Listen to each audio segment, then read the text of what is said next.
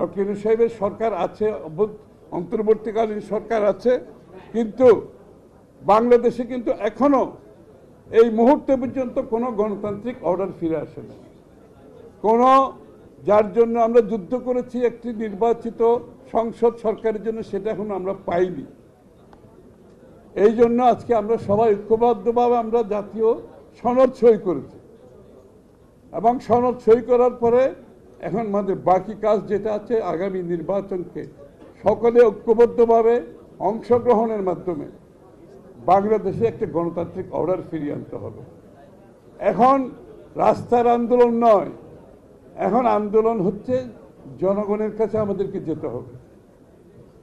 আমরা সাংঘর্ষিক রাজনীতির দিকে যেতে পারবো না, আমরা হিংসাপরায়ণ রাজনীতির দিকে যেতে পারবো না, আমরা পরস্পরের সাথে সম্পর্ক নষ্ট করে রাজনীতি করে যদি যাই, আবার সেই পুরনো কালচারে আমাকে ফিরে যেতে হবে।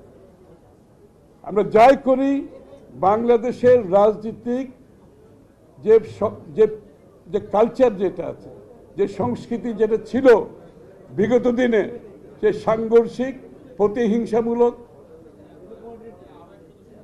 সেখান থেকে আমাদেরকে বেরিয়ে আসতে হবে। আজকে আগামীর বাংলাদেশ গড়তে হলে আমাদেরকে সহনশীল হতে হবে, একে অপরের প্রতি শ্রদ্ধাবোধ রাখতে হবে, দ্বিমত পোষণ করেও তার মতকে শ্রদ্ধা জানাতে হবে। আমাদের এই কালচারগুলো আনতে হবে। আরেকজনের সাথে দ্বিমত পোষণ করব, তারপরে তার মতকে শ্রদ্ধা জানাতে তো আমার অসুবিধা নেই। আমাদের এই কালচার, এই সংস্কৃতি ফিরিয়ে আনতে হবে।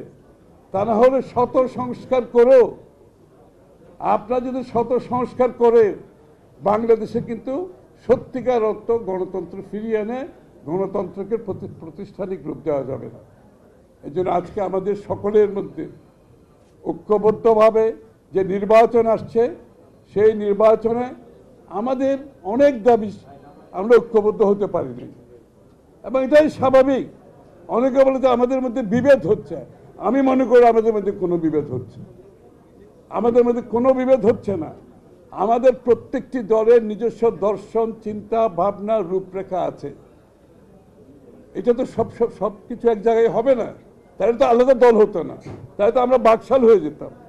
সুতরাং যার যার অবস্থানে আমাদের যে ম্যান্ডেট, আমরা সেই ম্যান্ডেট জনগণের কাছে যাব।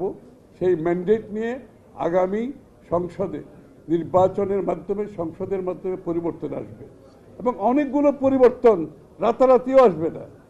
এগুলো একটা সময়ের মাধ্যমে আমাদের পাবলিক ডিসকোর্সে আলোচনার মধ্যে রাখতে হবে। যে কটা সমাধান হবে না, সেটাকে আমাদের জনসমক্ষে আলাপ আলোচনার মধ্যে রাখতে হবে, টেবিলে রাখতে হবে, আলোচনা চলতে থাকবে। যেটা আজকে হয় না, সেটা আগামী 6 মাস পরে হবে, 6 মাস পরে যেভাবে হবে না, 1 বছর পরে হবে। এইভাবেই পশ্চিমা যে গণতন্ত্র পশ্চিমা দেশগুলোতে প্রতিষ্ঠিত হয়েছে।